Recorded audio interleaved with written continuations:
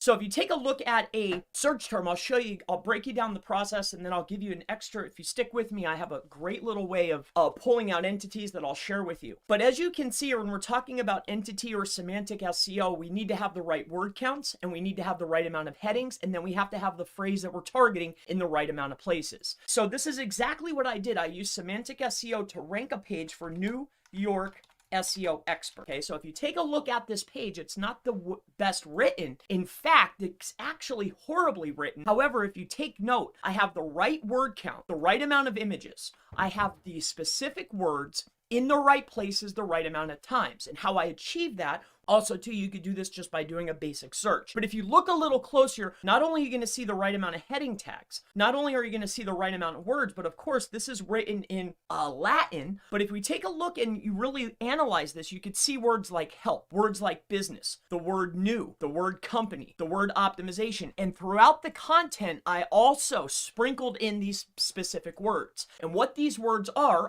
co-occurring key phrases. You see, to achieve semantic SEO or to have a perfectly optimized page, in order to achieve a result such as this, I had to figure out exactly what words in what places. This is optimization. The key word is New York SEO. So I have the right word in the right places, the right amount of times. New York SEO. This is optimization. Now, to achieve relevance, we're talking about co-occurring key phrases. Now, what I did to achieve that is I utilized a tool called SEMrush. If you have Ahrefs, it's perfectly fine. And how I pulled out the most relevant words, LSI terms or co-occurring key phrases, was by coming inside of here to the keyword magic tool. And stick with me, I'm going to teach you how to start grabbing entities as well. Stick with me. But if we take a look at the keyword magic tool, if we put in new SEO expert, this is the keyword, and you take a look at these words that are over here on the side. Do you see any ones that are popping out at you? The word company, the word business, right? And if you come over here, these are co-occurring phrases. If you take a look, it's kind of strange that these are the exact words that I sprinkled throughout my page. So now we've achieved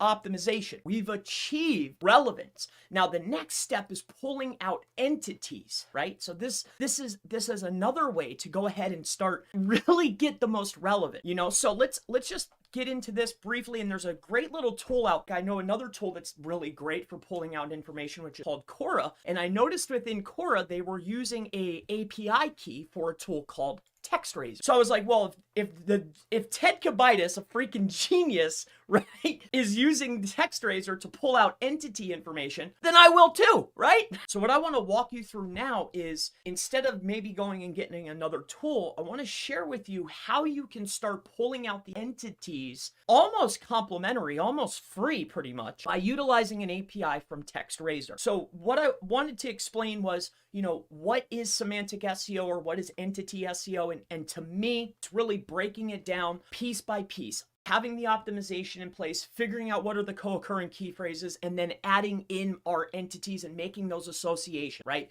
Becoming the most relevant. So in order to utilize TextRaiser, what I'd like to share with you here is a fun little process, and it's very easy. The very first thing that you're going to need to do is head on over to textraiser.com. Now inside of textraiser.com, you can sign up, and what I did is I created a little test account because there is an API key, and I don't necessarily want to share my paid API key.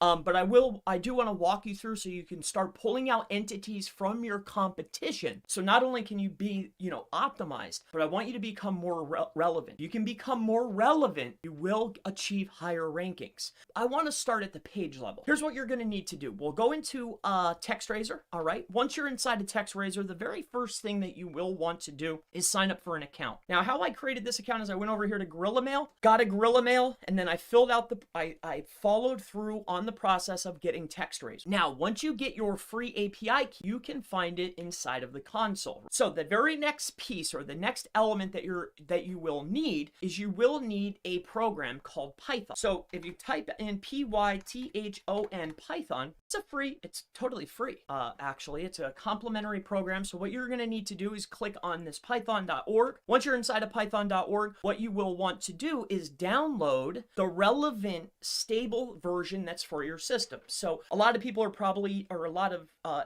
people that are watching this might have Windows. I use Windows. I also have a Linux machine, but that's completely separate. So for this particular example, I want to be able to share with you probably the same kind of system that you have. So Windows. All right. So once you're inside of Windows, what you want to grab is the new stable version. So once you download Python, the very next thing that you're going to need to do is you're going to need to utilize a particular, you're going to need to install a few, right? So what you will want to do is come on into, here, I'll do it from the very beginning. Go to your file manager. This is after you've installed Python. So now that you've installed Python, what you're going to need to do is utilize and update a particular, you probably won't have to update it, but what you have to do is you have to get into what is called, so what you'll want to do is open up your file manager, scroll on down to the C drive. Once inside a C drive, you want to double click on users. Once inside of users, click on the user account that you're utilizing. So for me, it's Chris. Once you're inside of here, you're looking for app data. If you cannot see app data, then that means that the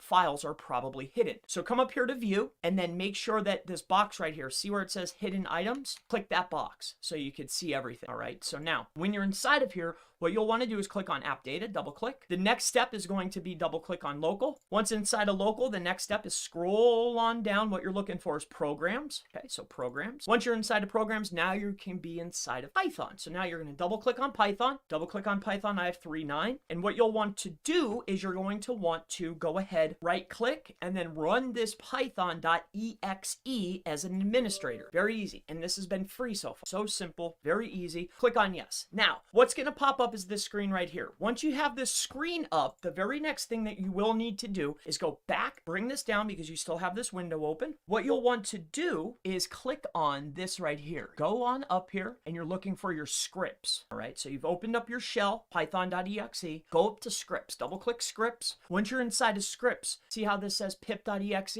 You're good right here. So all you have to do is go up to this top. You can see that it's in here inside your scripts. Go up to the top. See this path right here? See these files up here? See how it turned blue? Just right click and click copy. That screen that we just opened, remember we opened it up together? You're inside of this. All you have to do here is type CD space Control V. So you're going to paste that in there. Now, once you're inside of here, oh wait, better yet. No, you don't need to do it in there. Don't do it in there.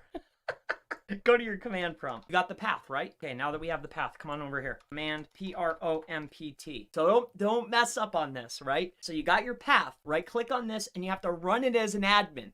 It's crucial. All right, so run it as an admin. All I want to show you is how to pull out the entities. So now that we're inside of here, we have this. This is where you want to do the thing. So you still have that path copy. So again, we've downloaded it. We're inside of here. See where we're at here? You go into C, go to your users, go into where your file is. You're going to go to app data. Then you're going to go to local. And then inside of local, what you're looking for is you're going to program. Click on programs. Once you're inside of programs, click Python again. And then inside of here, you're looking for your scripts. So you go to your scripts, copy this path down. Go to your command prompt inside of the admin. So you have to give it administrator permissions, right? So you right click, open as admin. And once you're in here, you click on CD space. Then you put that in. Now you're inside of there, right? Like you're calling from that particular area. You got to be an admin. Very, very crucial. All right, so here's what you want to do. You're going to write pip install. So PIP space install. And then all you got to do is press space again and write XLW.